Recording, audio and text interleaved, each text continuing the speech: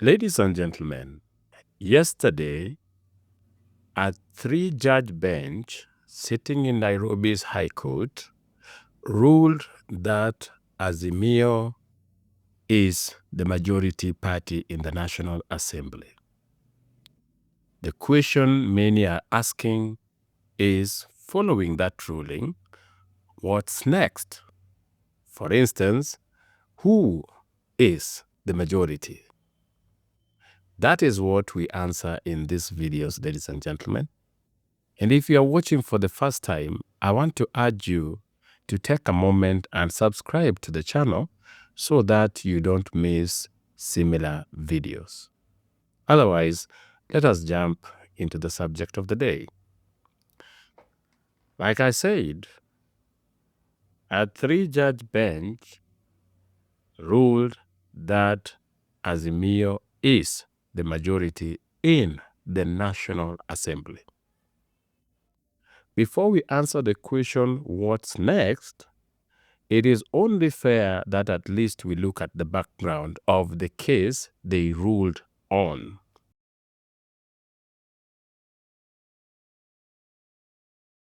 Before elections, there were 2 major coalitions. One was Azimio and the other was Kenya Kwanza. Azimio had about 26 political parties, and Kenya Kwanza brought together about 15 political parties. However, Azimio had one problem. Every constituent party decried lack of transparency. They said that they were made to sign, and you can research this, there are videos of them complaining. They were made to sign a coalition agreement whose details they didn't even have a chance to go through. To quote one of the Secretary General who was signing this Azimio agreement, they said the document was brought to them and picked in less than 10 minutes. And so they were complaining that they didn't even know what constituted the agreement which they were being forced, some even said so, to sign. Anyway, signing they did. And so Azimio ended up with 26 constituent parties. But some parties were not going to take it lying down. Such parties were Maendeleo Chapchap, led by Alfred Mutua, and PA, led by Amason Kingi. These 2 parties, even though they had participated in signing the Azimio agreement, whose content they didn't understand, they changed their mind and signed a new deal under Kenya Kwanza with William Ruto. This was before election.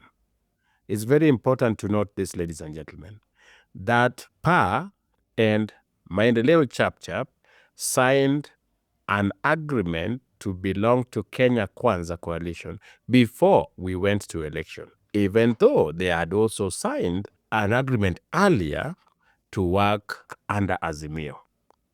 Elections were done, and after election, 3 more parties decided to do a post-election coalition agreement with Kenya Kwanza.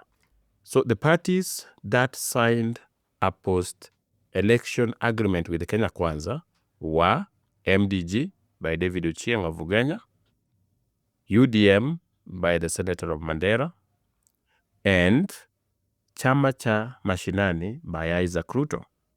These came together after election.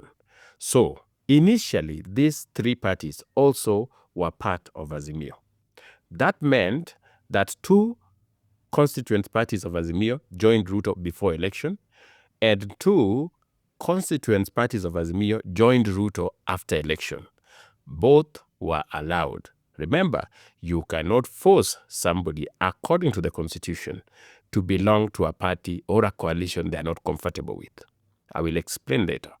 But I want us to get the point that at least now 5 political parties which were part of Azimio were now fully in Kenya Kwanza. 2 before and 3 after elections. That gave Kenya Kwanza additional 14 MPs. And so, according to Wetangula, the speaker, that made Kenya Kwanza the majority in the National Assembly. I want that to be understood. Wetangula ruled based on that, on the additional 14 MPs, that Kenya Kwanza was the majority. Now, as expected, Azimio wasn't happy. And so through some activists, they went to court to challenge Wetangula's ruling. Well, you know how court cases drag in this country. This case was filed in 2022 and it was ruled on in 2025 February. And the ruling was as follows: that Wetangula went against the Constitution by declaring Kenya Kwanza a majority coalition without providing, and this is very important, without providing evidence that these 5 political parties actually had agreement with Kenya Kwanza. It is true that Maendeleo Chapchap and PA had agreements with Kenya Kwanza before election. It is also true that UDM, MDG, and Chama cha Mashinani all had formal agreements with Kenya Kwanza post-election. These agreements from different parties, 5 to be specific, were all deposited with the registrar of political parties. However, as you know, the politics of the day then, the registrar of the political party was playing the tune of the powers that be. And so, being asked to provide this agreement, she did not provide them. It is even quoted in the ruling that there was no registered agreement with the registrar of political parties. What the registrar of political party provided to the court were the agreements between these 5 parties and other Azimio parties. In that case, what the court was working with was that Wetangula unilaterally just decided out of nowhere to award Kenya Kwanza 14 MPs to make them the majority against the agreements that existed among Azimio parties. That is the background of this ruling. I have told you what happened before and how this ruling was arrived at. Now, let us answer the question, what next?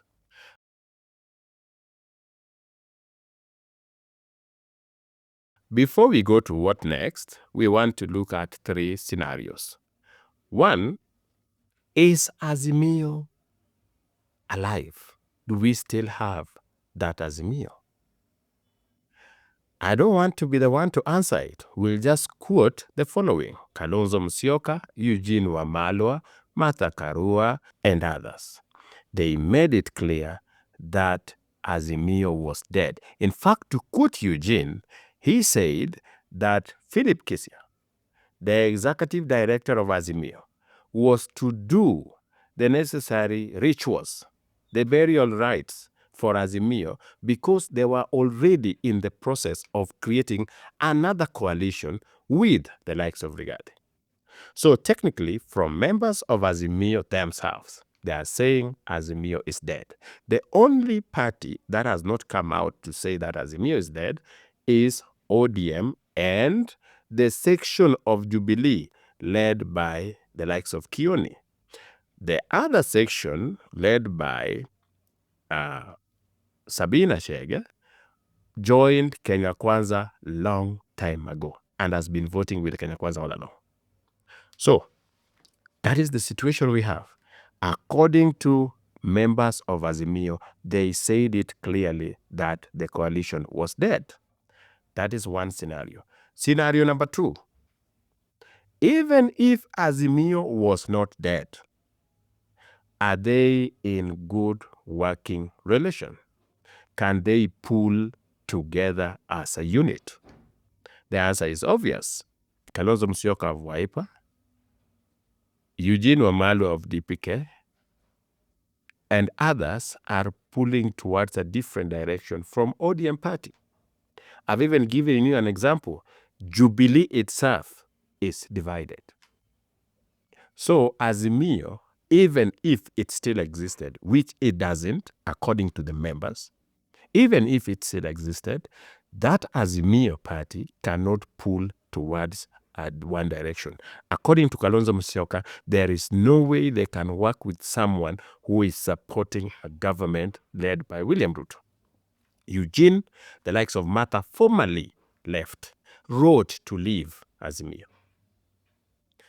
Let's say Azimio was existing and Azimio was still capable of pulling as a unit. The third scenario is, according to Azimio's own rules, you can leave the coalition after 2 years. And ladies and gentlemen, 2 years are long gone since 2022 elections. And so, every political party that already made deal with Kenya Kwanza is free to do so legally under Azimio's own rules. So you see these scenarios? Azimio does not exist. Even if it existed, it cannot pull together. Even if they could pull together, the parties in question are free to leave Azimio now according to Azimio's own rule. So what next? The simple answer here is the ruling by the 3 judges is overtaken by events. Yes, Azimio does not exist. Even if it existed, it cannot speak in one voice. Even if it could speak in one voice, the parties in question, the ones that are being forced to belong to Azimio so that Azimio can have a majority, are free to leave Azimio without consequences based on Azimio's rules. So, again, the ruling is overtaken by events, ladies and gentlemen. Nothing will happen. Imani Ichung'wah is not going to be replaced by Junet Mohammed. Why? Even if they wanted to, even if they were capable of, remember, the parties that would have given them the majority are free now to leave, whether the registrar likes it or not, according to Azimio's own rules that were deposited with the same registrar. So, I repeat, the status quo remains. However, there is something that I needed to add. There are elements in ODM that have never supported the broad-based government. The likes of Governor for Siaya James Orengo, who is not very comfortable with Raila Odinga being absent from local politics for obvious reasons. There are people, like I told you, who depend entirely on Raila Odinga vying so that they can be re-elected. And I'm afraid Orengo is one of them. So, in that case, he is not very comfortable with Raila being in AUC and not around here so that he could hang in his coat. Orengo says that this ruling is a clear demonstration that Ruto did not win the 2022 election. Yeah, that's what he said. And he was saying Kenyans are so angry, and Kenyans know that the election of 2022 was rigged, and they are very angry, and people should not even talk about election of 2027. So whatever Orengo was saying is what you expected from the likes of Orengo.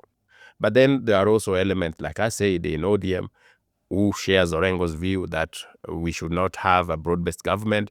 They are not comfortable with that. And so they are speaking left and right. Actually, I expect Sifuna to say a lot, if he has not said a lot yet. The likes of Simbarati, etc., they will say several things because these are people who are not very comfortable with broad-based government. But the likes of Peter Opondo Kaluma, the MP for Homa Bay town, have a different view. He is saying this was done deliberately to cause disharmony in broad-based government. According to him, this was just done, the ruling was done deliberately at this time to throw spanners into the broad-based government, to make it disjointed, to distract them, to make them start fighting. But he said they will not fall for it. In fact, on the contrary, they will embrace each other.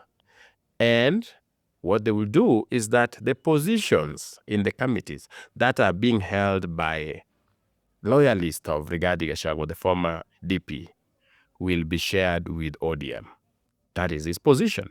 And you've noted that ODM has not given a formal statement on this, but we wait and see. But what I can tell you from my understanding of things is that the status quo remains based on the analysis I've shared.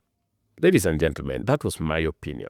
And I don't want to claim to be a legal expert or to have monopoly of opinion.